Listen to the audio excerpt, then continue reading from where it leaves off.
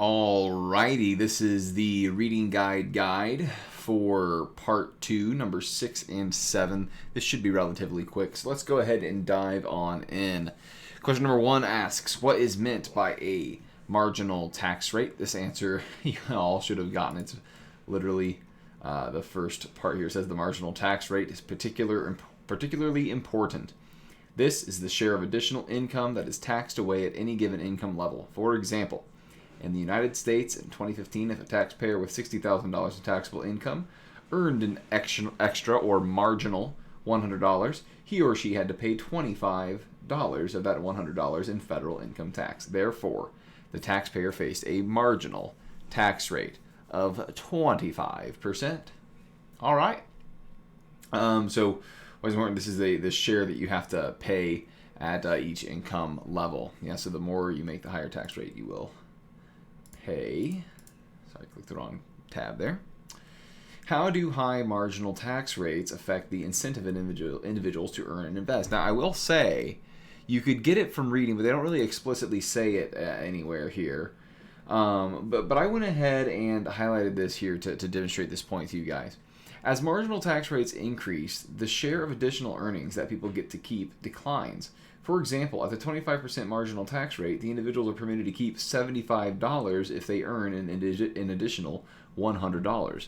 But if the marginal tax rate rose to 40%, then the taxpayer would only get to keep $60 out of the $100 increased in their earnings. Okay, so think about yourself. If you get to take home less all of a sudden, what happens to your incentive? Well, we know that people do they're acting in their own self-interest. Yeah, so if they're getting to keep less, then they're going to work less, right? That is why higher rates will lead to decreased incentive to work. I clicked on the wrong tab again, man. So, number 3. What are 3 reasons why high marginal tax rates will reduce output and income? Let's go have a read. They literally outline these with first, second, and third, so it should be relatively easy for you. First, high marginal tax rates discourage workers and reduce the productivity of labor. Okay, and they give all sorts of examples. It's not like that just people are just going to work less per se, but they may, I like this paragraph here. Of course, most people will not immediately quit work, even work less diligently. A person who has spent years training for a particular occupation will probably continue working and working hard, especially if that person is in the peak earning years of life. But many younger people who have not already made costly investments in specialized training will be discouraged from doing so by high marginal tax rates. Okay, that's one example they give. They also have all of these up here where they say that someone may if they have a working spouse, they may drop out of the workforce since they're just going to be all the money they earn is going to be taxed at a higher rate anyways. It could be that they retire earlier. It could be that they take jobs with longer vacations or don't work as much, and so on. Okay. Second, high marginal tax rates will reduce both the level and efficiency of capital formation. The idea here is that when people are earning less, they're saving less, and if they're saving less, then they're not going to be investing. Okay, this just reading here, high tax rates repel foreign investment and cause domestic investors to search for investment projects abroad where both taxes and production costs are lower than at home. This reduces investment and the availability of productive equipment, which provides the fuel for economic growth. Domestic investors will also turn to projects that shelter that current income from taxation and away from projects with a higher rate of return. So essentially, people are going to look to invest elsewhere where they can get more money because the tax rates are lower. Third, high marginal tax rates encourage individuals to consume tax-deductible goods in place of non-tax-deductible goods, even though the non-deductible goods may be more desirable. So this is that example of the Rolls-Royce cars in the UK that I was talking about in class. This book references. You can read the story down here. For the sake of brevity, we're going to go ahead and continue on here. Is it a good idea to increase tax rates during a recession or when the economy's doing bad, when GDP is decreasing, we're not producing as much, people are losing their jobs, and so on? So, we have one example here where they say, in contrast, large tax increases can exert a disastrous impact on an economy. The tax policy, I'll go ahead and highlight it here. The tax policy during the Great Depression illustrates this point. Seeking to reduce the federal budget deficit in 1932, the Republican Hoover administration and the Democratic Congress passed the largest peacetime tax rate increase in the history of the United States. The lowest marginal tax rate on personal income was 1.5, and it went to 4. The highest went from 25 to paying 63% of their income. Essentially, personal income tax rates doubled that year.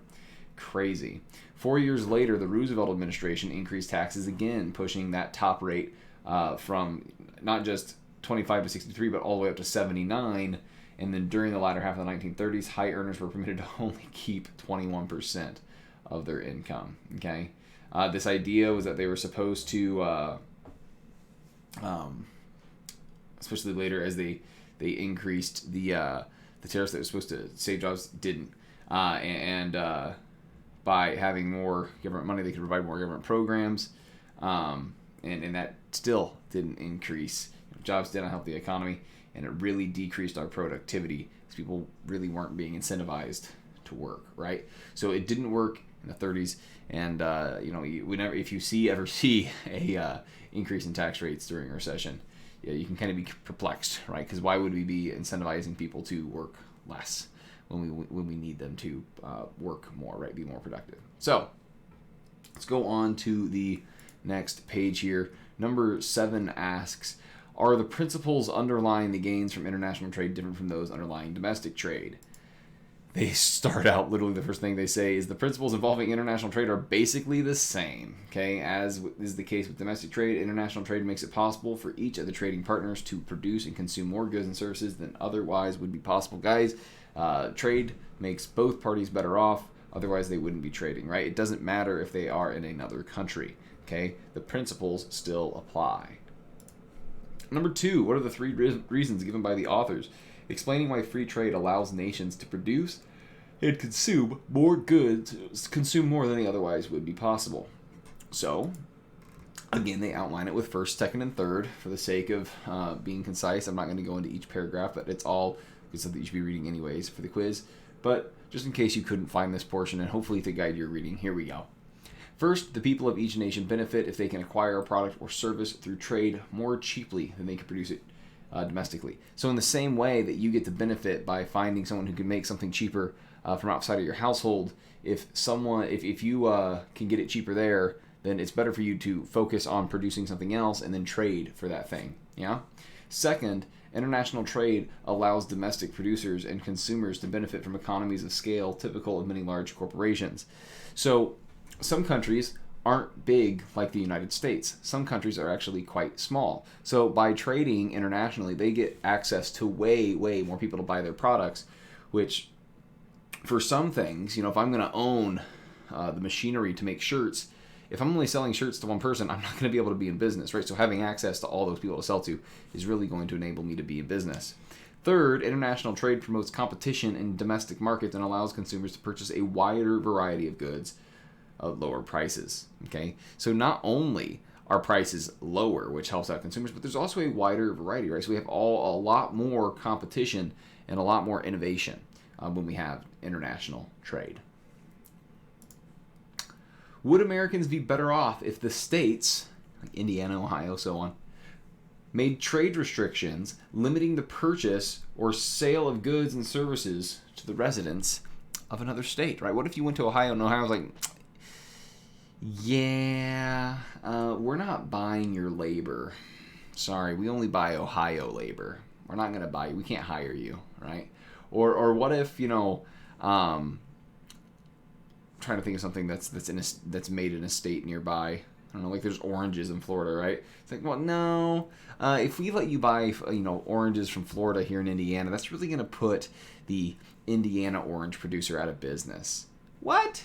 No, there's a reason we get oranges from Florida, right? It's because they're cheaper to make there, which means that we can focus on making other things here and just trade for those oranges, yeah?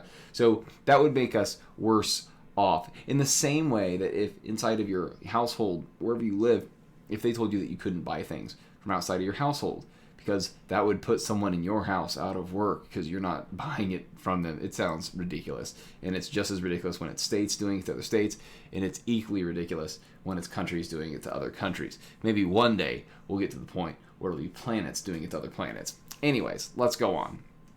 Final question, In 1932, the Smoot-Hawley trade bill increased tariffs by approximately 50%.